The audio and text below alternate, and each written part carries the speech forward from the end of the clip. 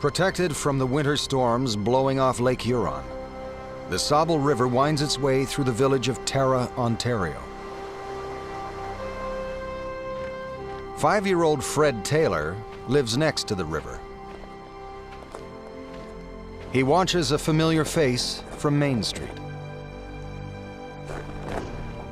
Jack Riggs, the 21-year-old barber, is the region's champion speed skater.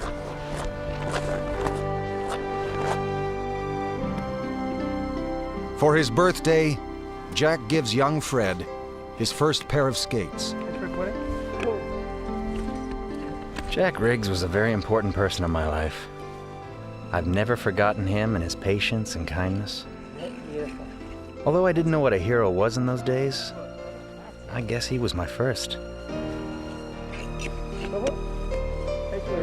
Fred does not know it, but one day these skates will bring him wealth, love, and fame.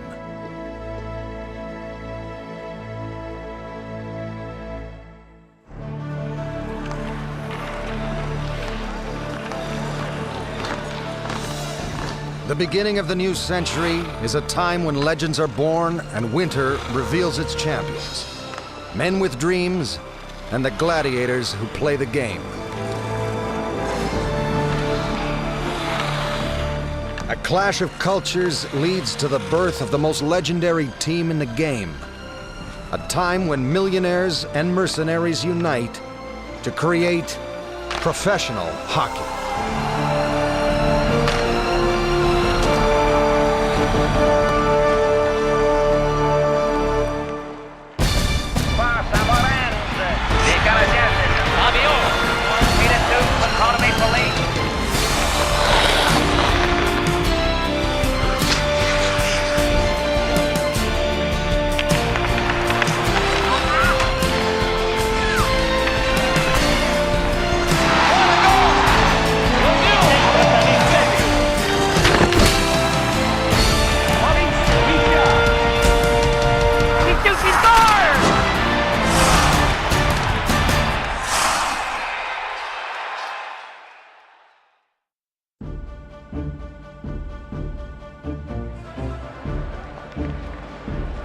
By 1900, Canada is an exciting place to be. There is a spirit of boundless confidence and booming enterprise. The urban age has arrived. Small shops become factories, and stores become empires.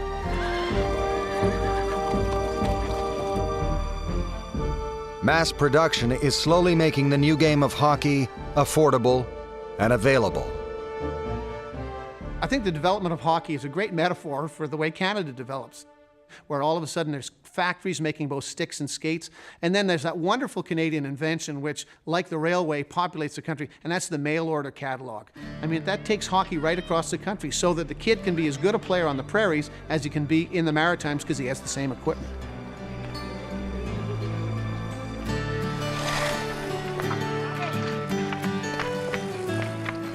Across Canada, hockey's future stars are discovering the game on every frozen pond and river. Just below the cotton mills of Valleyfield, Quebec, Didier Pitre and Jacques Laviolette play hour after hour. With mail-order sticks and skates, they can improvise the rest.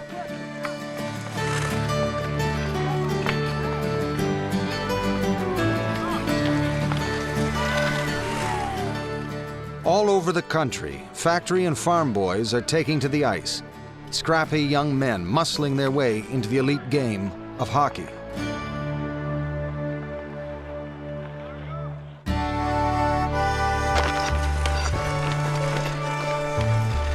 In the small town of Listowel, Ontario, the poor kids play on the piggery, a pond right next to the slaughterhouse.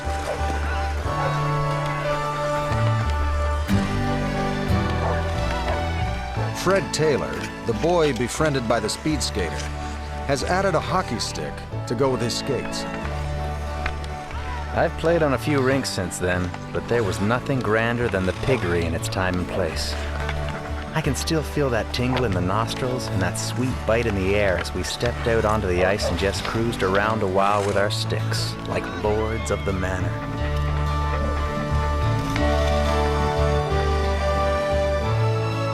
Frederick Wellington Taylor is the son of a plow salesman, strong and hardworking. On a 16-mile stretch of the Maitland River, Fred skates alone, developing his legs and his speed. By the time he's 16, he's fast, tough, and making a name for himself. Fred Taylor starts getting noticed when he's in his mid-teens. Even the dullards can see his genius. And when he goes and plays other teams, they all immediately recognize this. The lowliest team to a collection of all-stars will realize that's the guy you have to stop. He's very much like Wayne Gretzky was in his day.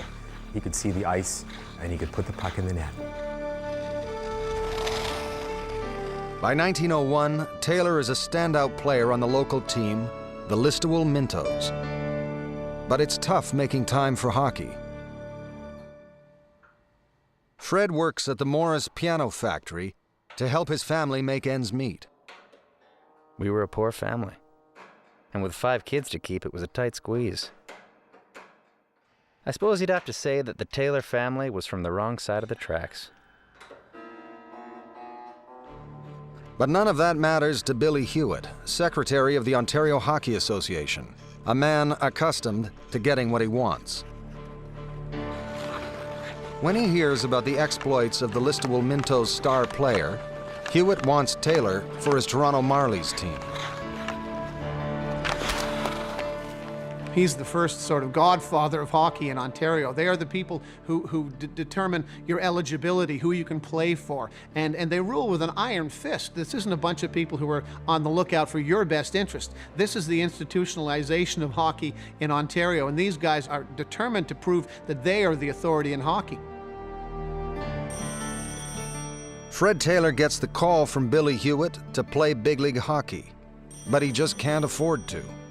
Hockey doesn't pay. I was flattered and I wanted to go. After all, it was my chance to move up into big-time hockey. But then I had second thoughts. I liked Listowel. My home was there, and I had my job in the piano factory. I decided to stay put. Hewitt is outraged. In 1904, he blacklists Fred from playing hockey anywhere in the province of Ontario. I don't know if he's drunk on his own power or if they really thought this was an important issue, but, you know, if you don't play where we want you to play, you don't play. Fred is dejected and furious. His hockey career seems over before it's even begun. But a few hundred miles away, the puck is about to drop on a new sort of game, and Taylor will be in the thick of it.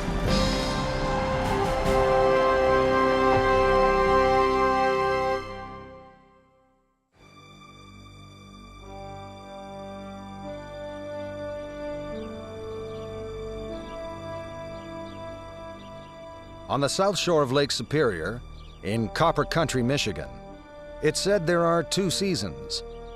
Winter's here, and winter's coming.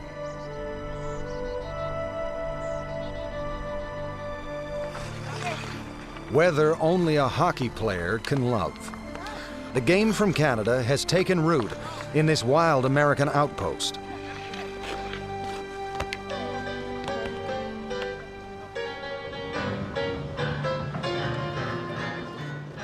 As the new century dawns, the age of electricity has produced an insatiable demand for copper. The mines that dot the landscape of northern Michigan attract thousands of immigrants looking to cash in on the boom.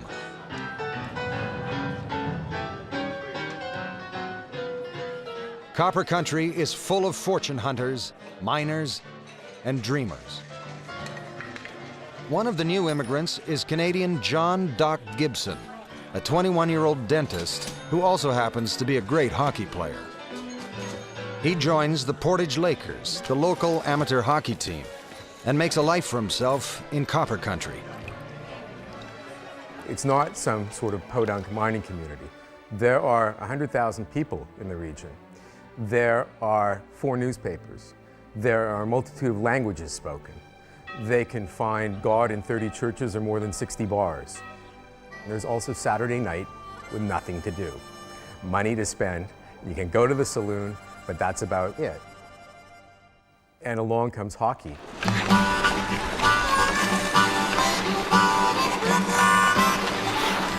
The Portage Lakers already draw large crowds.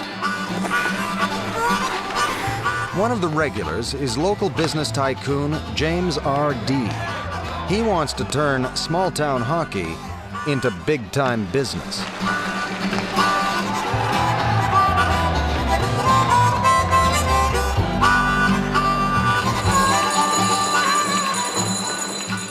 So in 1902, Dee builds himself a castle, complete with towers and parapets.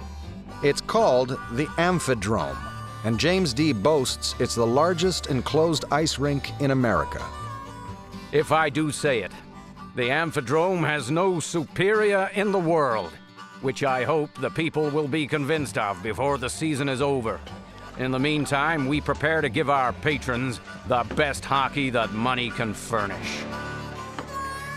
To fill the seats in his brand new arena, Dee strikes a bold plan. In this remote part of the continent, he creates the first professional hockey league in the world. The International League in northern Michigan in the Upper Peninsula was important because for the first time, professionalism was open, it was out there, there was none of this hypocrisy about, oh no, we're only amateurs, just ignore that $20 bill in your skate that you find after the game. This was open professionalism. It's show business, it's entertainment, let's pay them and enjoy the show.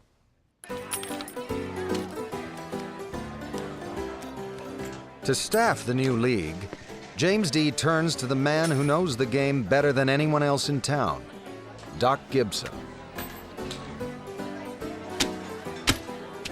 Doc Gibson is clearly the right person in the right place at the right time.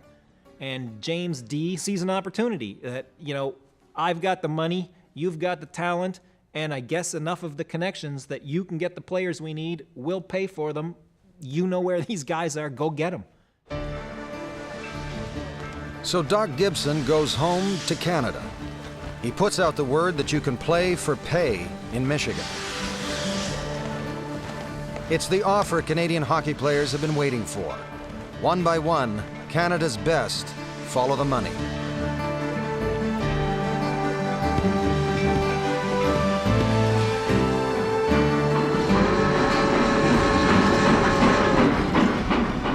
Among the first to go are the 2 boyhood friends from Valleyfield, Quebec. Jack Laviolette is now 26 years old and a natural leader on the ice. And big Didier Pitre, whose habit of toasting the fans between periods, has made him a crowd pleaser in Montreal.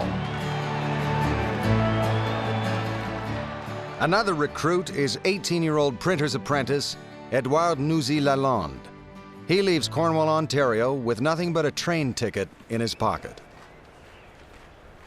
His first pro game in Michigan is a bit distressing. I was handed my uniform and equipment. What I got was a pair of rugby pants padded front and back, a shirt that came down to my knees, overlong stockings full of holes, and skates at least 2 sizes too big. Despite the ragtag gear, Lalonde scores the game-winning goal in a most improbable fashion. The rising puck landed in the seat of my pants and dropped to the ice behind me. I flipped around, nabbed the loose puck, waltzed in unopposed, and scored. The move makes Lalonde famous in the new league. The fans love their stars and the rough, tough world of pro hockey. The Houghton Daily Mining Gazette teases readers with stories of hot new prospects arriving almost daily. And none hotter than the kid who was banned from playing in Ontario, Fred Taylor.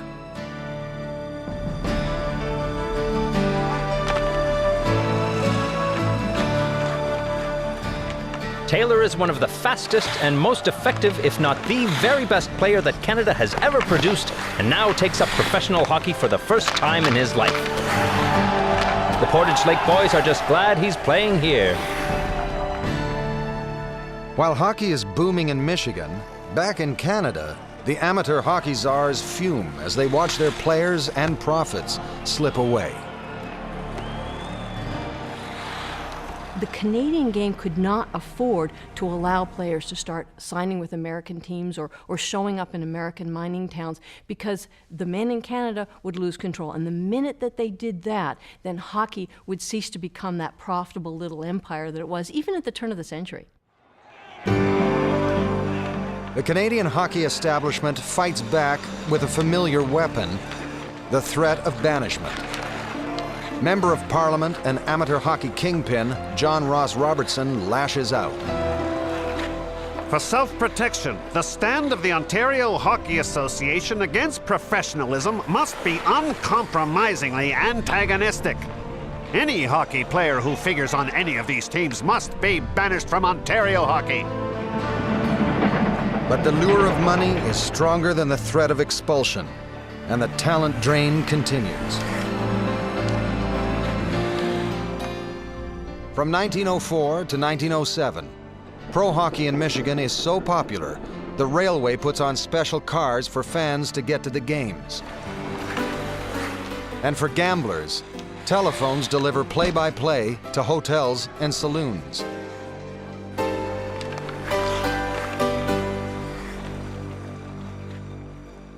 But as quickly as it started, the league comes crashing down. Recession hits the American economy, and the copper market collapses. The boom town resembles a ghost town. Houghton's brush with hockey history is over. Doc Gibson heads home and will serve at the front in World War I. James Dee's next big venture is in motion pictures. And years later, on a cold January night, the Amphidrome burns to the ground.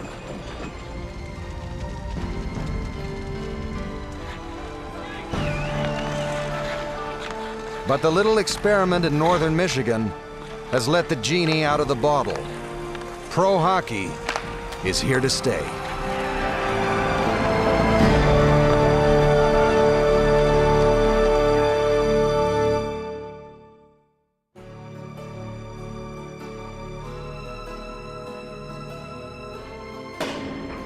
In 1907, the Kenora Thistles bring home the Stanley Cup to celebrations and a parade down Main Street.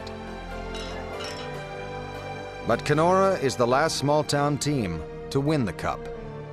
The success of pro hockey in the United States has forced Canadian teams to play the money game, and towns like Kenora can no longer compete. The town is too small to fund a team of professional caliber, and the Thistles represent very starkly and in a bittersweet way that transition between the amateur and the professional in the world of hockey in Canada. For the first time in Canada, there are more people living in cities than in the country.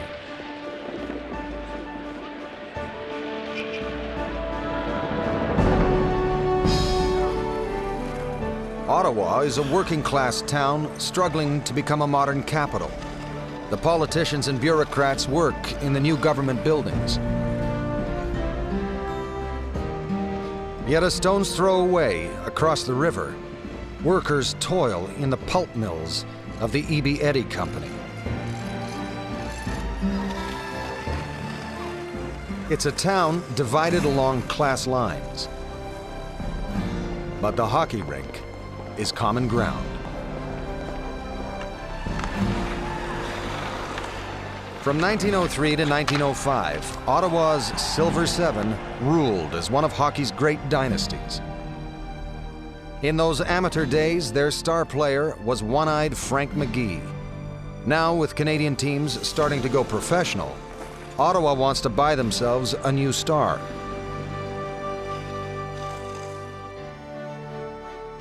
When pro hockey in Michigan collapsed, Fred Taylor had offers waiting for him.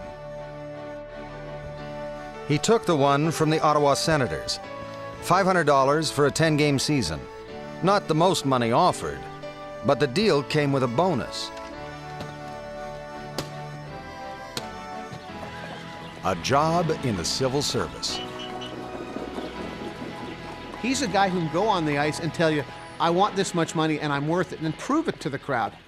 He's a great skater, he can score, he's a dynamic presence on the ice. So you get this marriage of not only is he a great player, but you know what? He's worth the money that we're paying to him.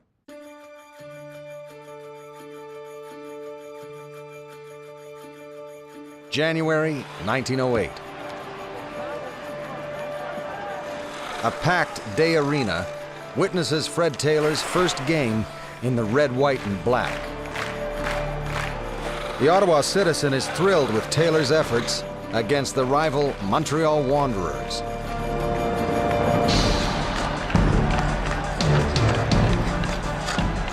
Taylor proved the sensation of the night. Such defensive play and individual work up the forward line has never been seen before in Ottawa.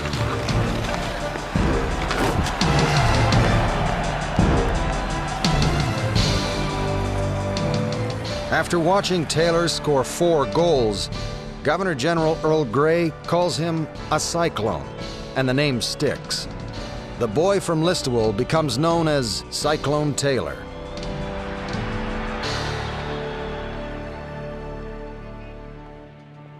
Also watching that night is Miss Thurza Cook, an auburn-haired beauty who works as a government secretary.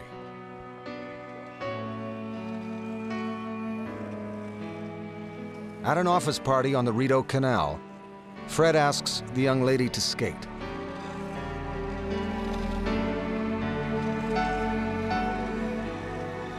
Taylor describes himself as a gone goose. After the party, I walked her home. A fine house in the best part of town. She took me in for a few minutes. Right from the beginning, and it wasn't a very good one. Her mother, Amelia, who was a widow, made it quite clear to me that she didn't want her daughter to have anything to do with any hockey player.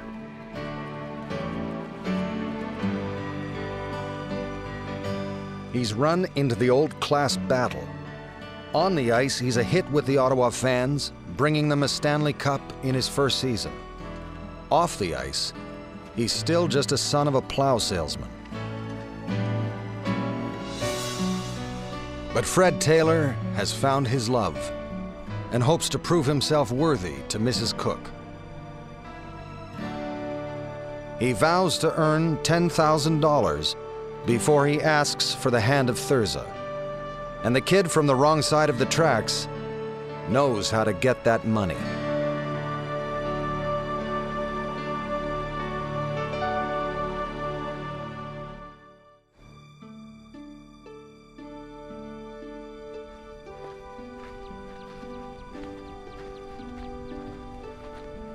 A few miles up the Ottawa River from the nation's capital, Senator M.J. O'Brien is about to shake up big-time hockey, and along the way, create the most legendary hockey team in history.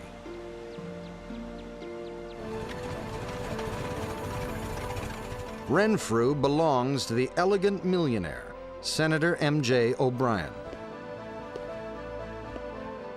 The family owns a mansion, a private railway car, and built an opera house in the heart of the Ottawa Valley.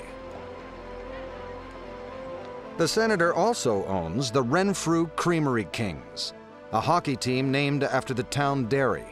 They have 5 straight local championships. Now, O'Brien wants a shot at the Stanley Cup. But it's controlled by owners in Ottawa and Montreal, who aren't interested in small arenas with small-town revenues.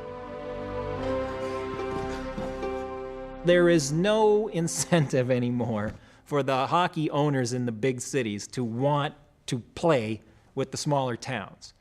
We can't go into a town like Kenora or a town like Renfrew with our large payrolls of, $10,000 and make money.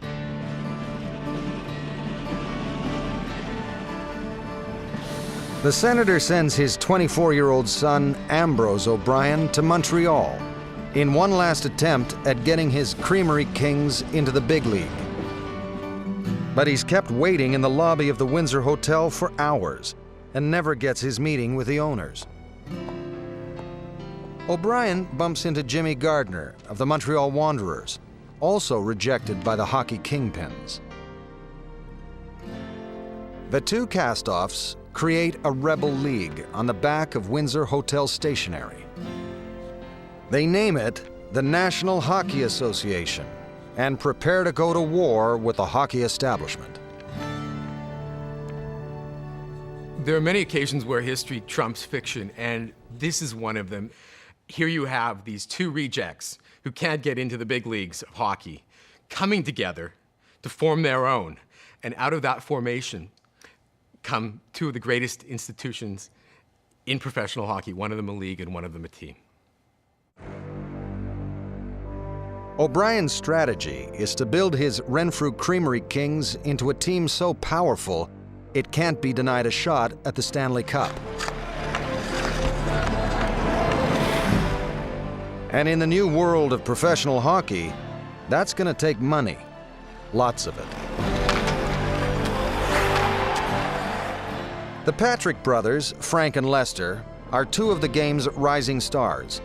Offers for their services come from Montreal to Edmonton. When O'Brien telegraphs his interest, they want to know how deep the Senators' pockets go. We demanded, not asked, demanded $5,000 plus all expenses.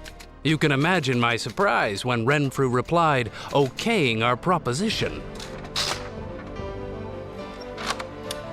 The signing of the Patrick brothers creates big news. O'Brien means business. But his next catch is the biggest. He signs Cyclone Taylor to play 12 games for the fee of $5,250.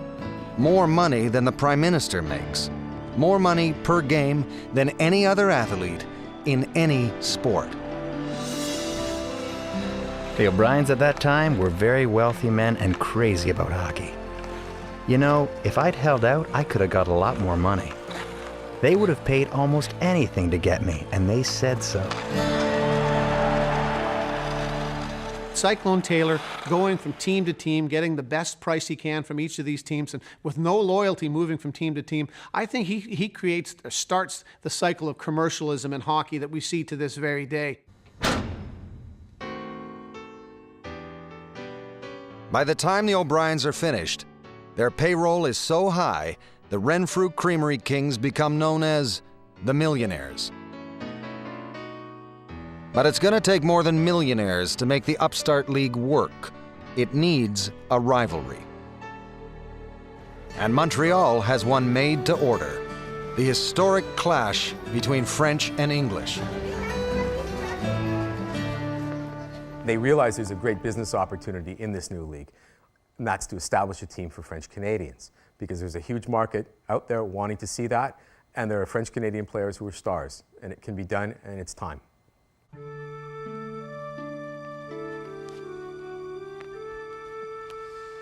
With $15,000 of O'Brien's money, they finance a new French-Canadian team. At first, the colors are blue and white, but the big C is there. They're called Les Canadiens. But French Montrealers already have their own team, Le National. Stocked with French players, they are on the verge of breaking into the big leagues. The Nationals are poised to become that team that the community has hoped for so long. And yet they collide with history. History in the form of the Montreal Canadiens. With O'Brien's money, the new team scoops up the best French players. Nuzi Lalonde, Jacques Laviolette, and the biggest French-Canadian star of them all, Didier Pitre. Fans love him. He lives fast, drinks hard, and plays harder. His booming shot earns him the title Cannonball. But the team that would one day be the pride and joy of Quebecers starts life hated in its own community. If you were a national supporter, I'd be very, very disappointed, outraged in fact, and there were cries of outrage that this had happened, because the English had just waltzed in and, wholesale taken over the French-Canadian aspirations by creating a team for French Canadians, but it was created by English guys. The French newspapers go ballistic. On the ice, the Canadians represent only the interests and the pots of money of Mr. O'Brien and not the French-Canadian nationality. If Le Canadien remains the only senior hockey team made up of French Canadians, it is not accepted.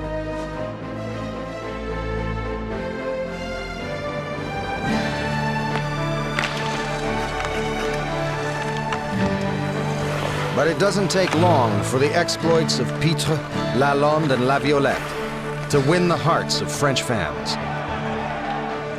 With their speed and finesse, they are nicknamed the Flying Frenchmen, a legend inherited by future Canadian stars.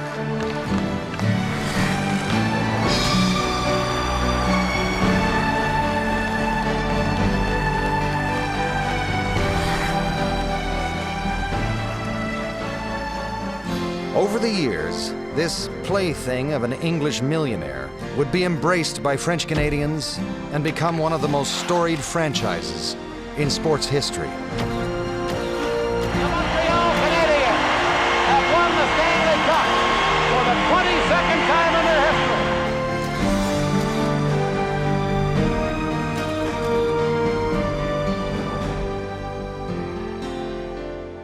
First time I wore the Montreal Canadiens equipment, when I go on the ice, it's like I have to pinch myself to really believe that I'm there, and that feeling, I had that feeling every year through my career. All the games that I played, I felt so lucky to be there, but I'm still dreaming.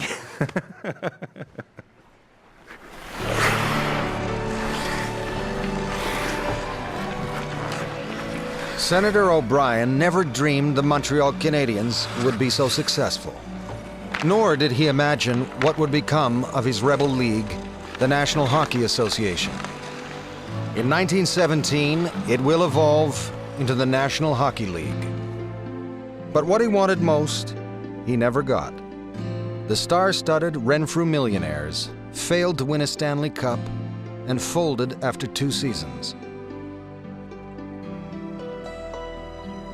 But in this age of dreamers, as one scheme dies, another is born. And one of the wildest is hatching on Canada's Pacific coast.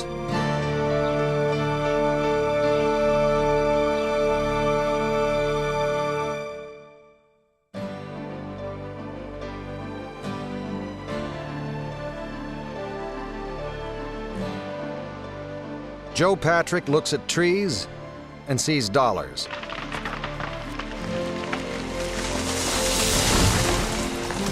It's boom time in British Columbia, where virgin forest can be cut down for $140 a square mile.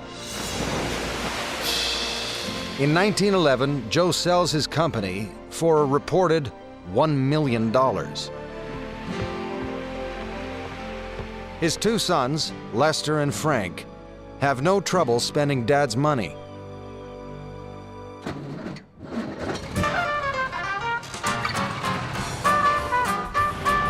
Frank buys a brand new roadster, but the 2 boys have much bigger plans.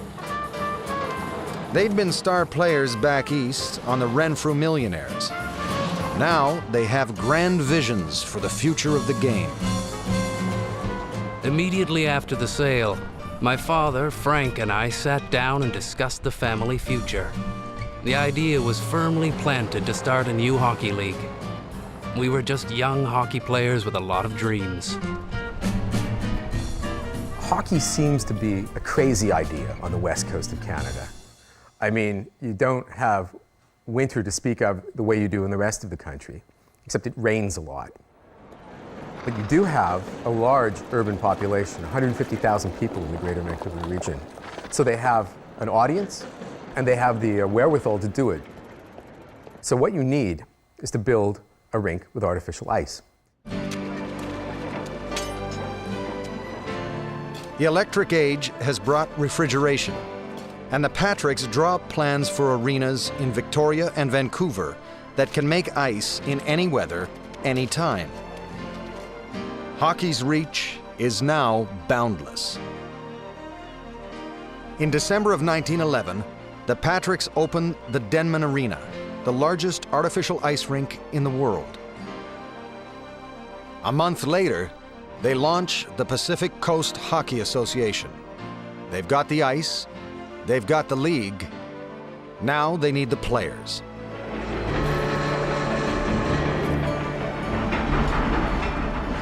In what is now a time-honored tradition, the Patricks head east on a raiding party.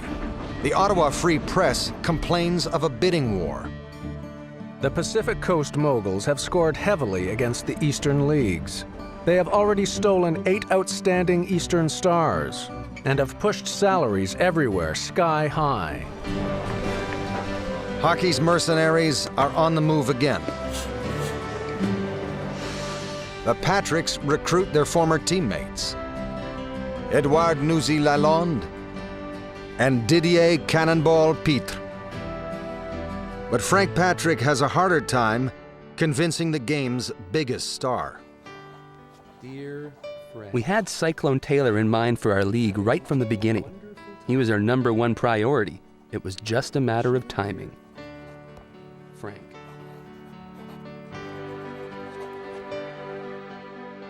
In just 6 years, hockey's greatest player has worn the uniform of 3 different pro teams. And at the age of 27, he's become a shrewd negotiator.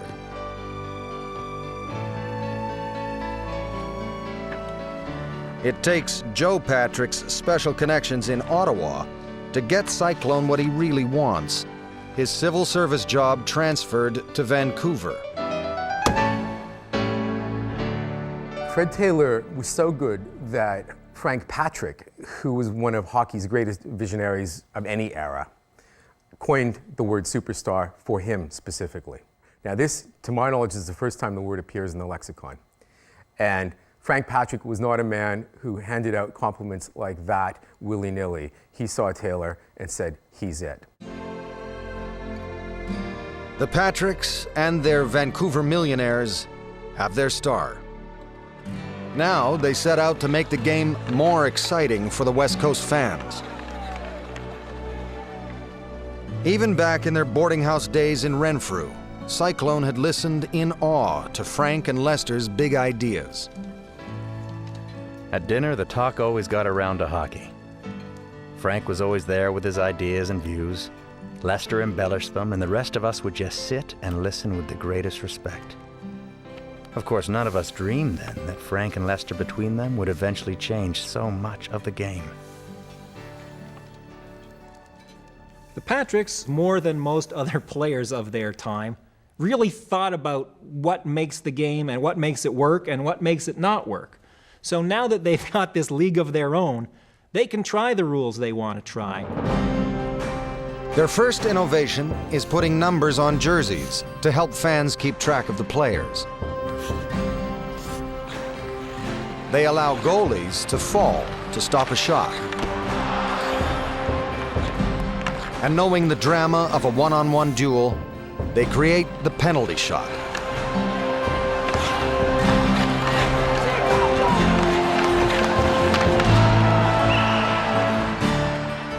But the stroke of genius is the change that makes hockey the fastest game on earth. The forward pass. 30 seconds, shot on goal. Robinson in the foreman, Montreal attack. The third shoot. If you're looking at the legacy of the Patricks, if they enable the forward pass to become the primary weapon of offensive hockey. Prior to that, it had been like rugby, pass it back or pass it sideways. They made possible Howie Morenz. They made possible Guy Lafleur. They made possible Wayne Gretzky. And then when you can make the pass, the game opened up and flourished, and I mean that in a way, in a great way. So as the game opened up and you're able to pass it from here, A to B to C, that completely changed the whole mindset of playing the game of hockey.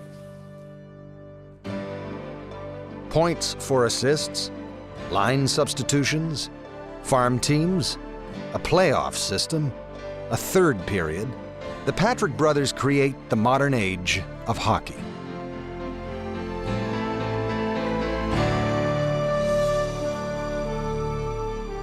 Hockey in Vancouver suits Cyclone to a T.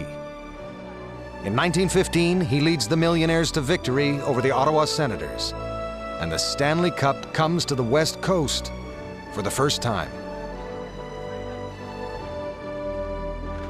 The traveling days are over for hockey's hired gun. He has close to $10,000 in his bank account, and his fiancée's mother relents. After 6 long years of courtship, the grand old man of hockey marries his sweetheart. Cyclone and his bride settle in Vancouver.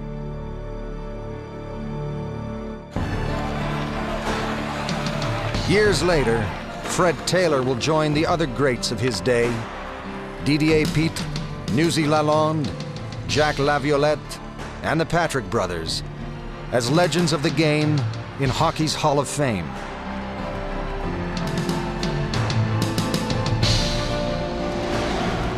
The dreamers, schemers, and stars have made hockey a truly national passion.